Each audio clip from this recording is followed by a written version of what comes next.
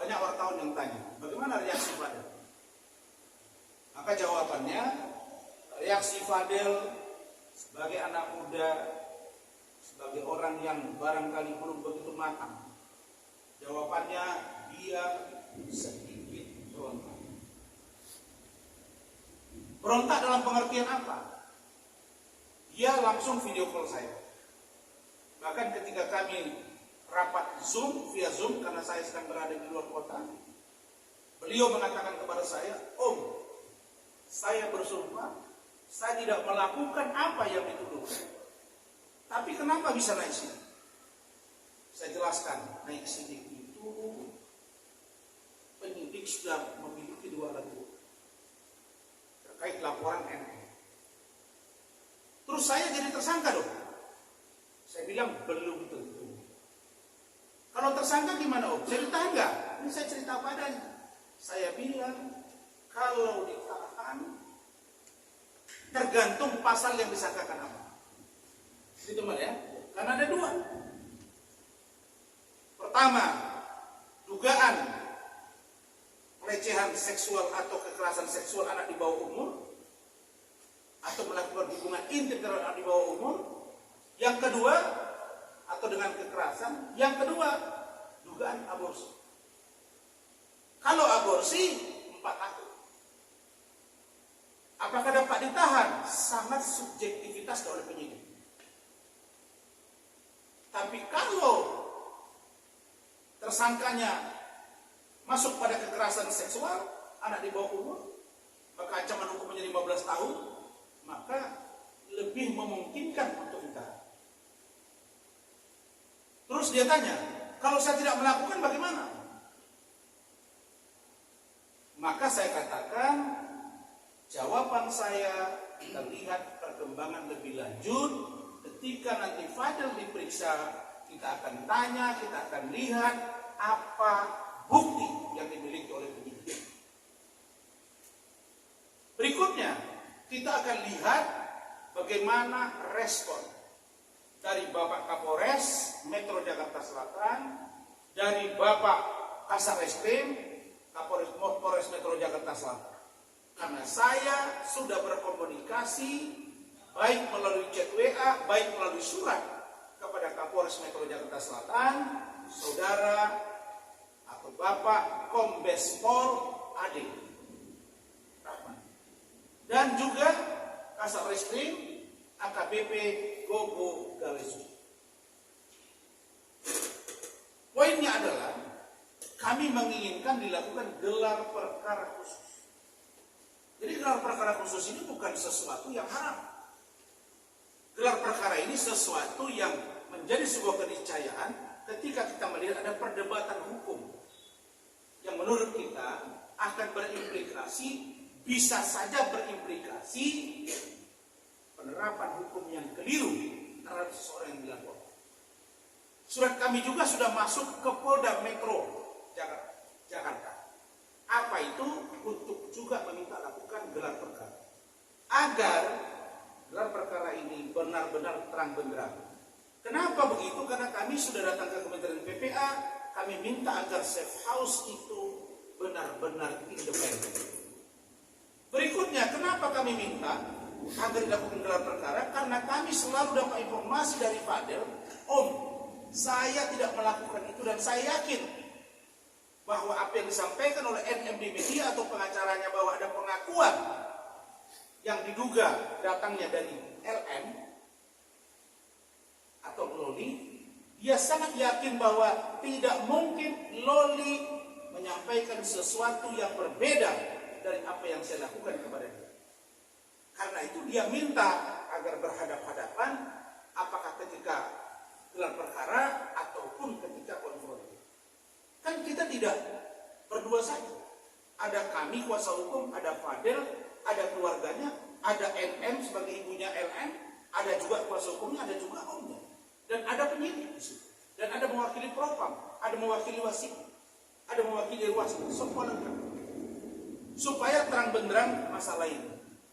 Saya juga kaget kemarin pengacaranya bilang dia akan berangkat ke luar negeri, gitu ya, begitu. Saya lihat sekarang wartawan ini kalian ini sudah lebih banyak poskonya di Polres. Nah, tiap hari ada berita baru di sana. Jadi apa yang saya lihat, bahwa dia bilang ada informasi dari luar negeri yang menguatkan keterangan dari data yang mereka punya. Nah, ini bagi saya, ya saya duga ini bisa jadi upaya untuk mengimbangi apa yang kami lakukan. Saya tidak pernah cari-cari orang, apakah apakah Ibu JF itu ada, dan itu harus diperiksa oleh Polres. Nggak bisa, karena dia tahu cerita itu. Kita nggak boleh berkutat dong pada bulan April, Mei, Juni, Juli, Agustus. Loh, sebelum April, Maret itu mana dia? Nggak bisa. Itu harus ada rangkaian yang harus kita lihat. Jadi hukum itu nggak bisa sepotong-sepotong gitu. Oke, itu kami sudah menerima surat, saya sudah dihubungi, dan tentang proses penyelidikan dan penyidikan yang kami duga belum maksimal penanganannya, karena baru dalam tahap klarifikasi, kemudian gelar, lalu kemudian naik sidik. Kenapa sih nggak ditunggu dikasihkan kami data-data itu ketika diperiksa, sehingga kita melihat ada semacam, oh ternyata ada begini, tiba-tiba naik. Walaupun naik sidik belum tentu menjadi tersangka. Naik sidik bahkan bisa dihentikan. Itu terjadi di kasus saya. Dugaan ijazah palsu yang sudah SP3 dan dugaan penipuan penggelapan. Kemudian yang ketiga, tentang BAP atau pemeriksaan terhadap saya selaku pelapor, sudah saya terima suratnya. Ini suratnya dari Polres Metro Jakarta Selatan terkait dengan laporan saya terhadap saudari NM. Saya harusnya diperiksa hari Jumat kemarin, tanggal 25 Oktober. Tapi karena saya masih berada di luar kota dan hari ini kita masih merespon, kemarin saya masih di luar kota, baru nyampe malam, maka saya minta untuk ditunda ke minggu depan. Itu laporan saya terhadap saudari NM. Sedangkan laporan dari Pak Umar Bajide terhadap NM dalam proses. Terkait dengan laporan saudari NM kepada kami, tim hukum di Polda Metro, kami tunggu pemberitahuannya untuk kami nanti datang, dan seluruhnya akan kita sampaikan kepada rekan-rekan media. Yang terakhir, tentang BAP tambahan terhadap saudari Denis Cahyesti. Kami sudah diperiksa hari Kamis kemarin, dan sesuai dengan petunjuk jaksa sudah dipenuhi. Mudah-mudahan dalam waktu dekat akan segera disidangkan. Saudara-saudara, untuk stressing point sore hari ini adalah bahwa laporan saudari Hotman Paris, saudara Hotman Paris kepada Razman dan Hakim, tersangkanya 2. Jadi jangan selalu disebut-sebut si botak, tapi kok nggak pernah sebut Ikrimah. Dan pasal yang disampaikan ke saya itu adalah pasal 27 ayat 3, Junto 310 311, dan Junto pasal 55 ayat 1 ke 1, dan juga pasal 64 KUH.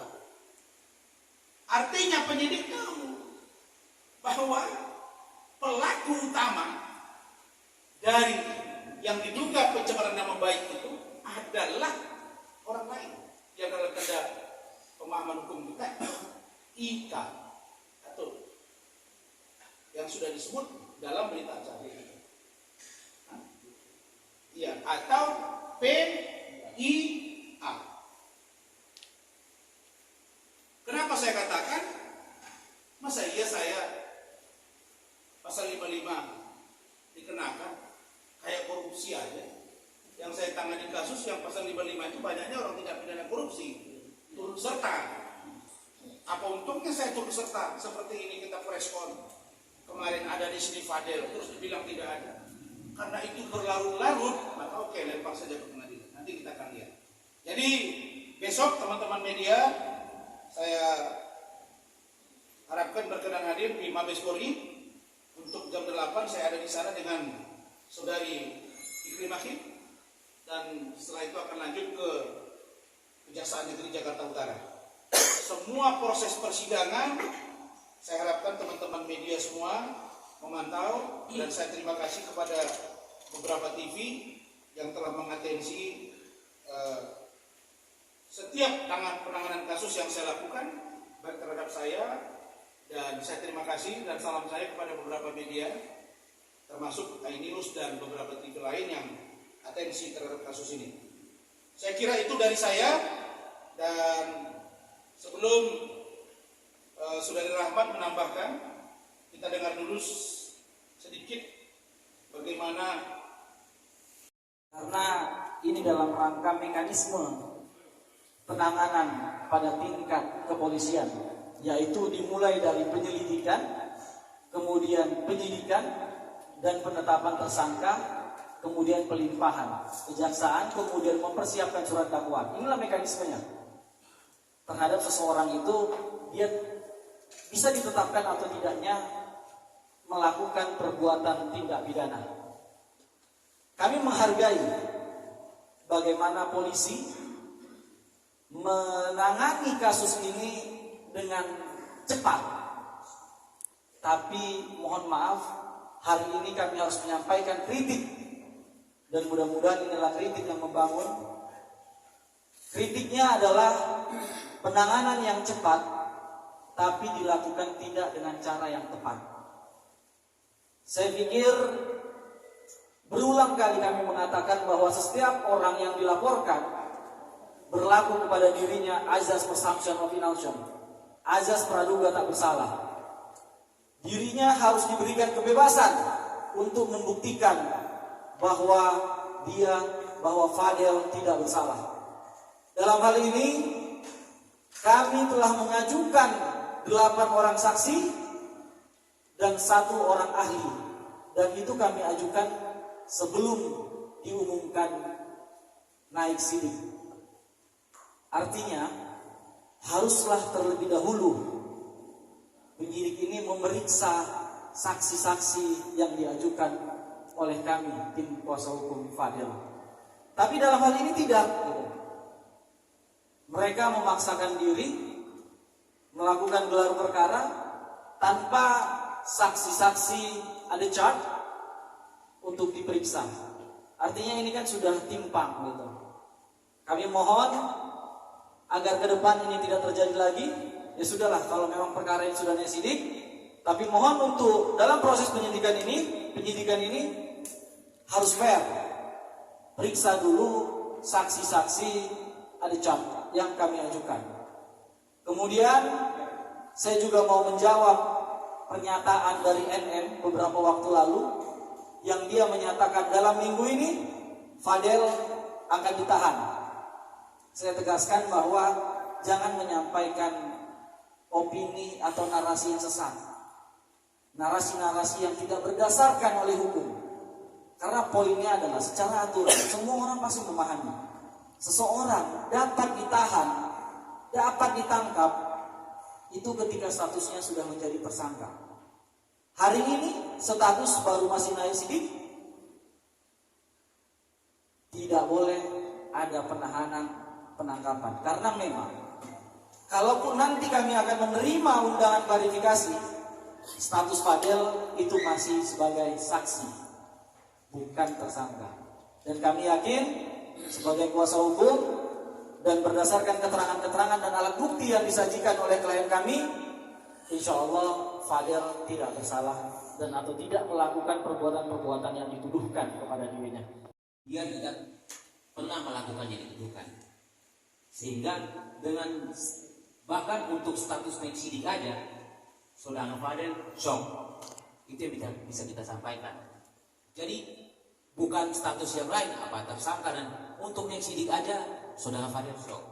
Karena kita ketahui jelas bahwa laporan tersebut tertujukan kepada dia sebagai pelapor. Sehingga dengan naik sidik aja dia shock. Itu yang bisa kita sampaikan. Nah, kami juga mungkin ingin karena tadi Bang Ahmad bilang sudah sampai ke penyidikan, mungkin kami ingin minta bahwa dalam tahap penyidikan ini biarkanlah saksi-saksi ada charge yang sudah kita ajukan ini diperiksa. Karena apa? Kami tahu bahwa tujuan penegakan hukum itu adalah untuk mewujudkan bukti seterang cahaya. Ya. Kita tahu bahwa temposnya kan dari Januari. Kalau yang dituduhkan dalam laporan, kayak gitu kan. Artinya saksi-saksi ini kan berguna untuk menjelaskan itu, bahwa keterangan saksi-saksi ini sudah menyampaikan soal itu, sehingga ada baiknya untuk mewujudkan prinsip hukum bukti seterang cahaya. Ya kami mohon untuk diperiksalah saksi-saksi ini. Jadi jangan sampai hanya berat, terkesannya kami merasa terkesan berat gitu loh, bukan pihak kami. Nah itu yang kami minta untuk ke depan dalam saksi ini pun jangan terburu-buru dan periksa sedetail mungkin bahan materi hukumnya. Mungkin yang saya kira. Silakan.